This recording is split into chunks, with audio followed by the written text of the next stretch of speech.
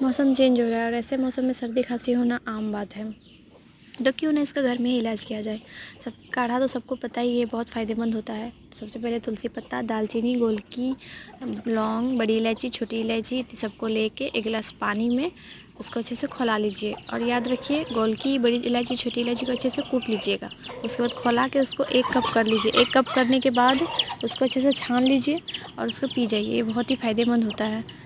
जब हल्की खांसी हो तभी इसको ट्राई कीजिए, ज़रूर काम करेगा।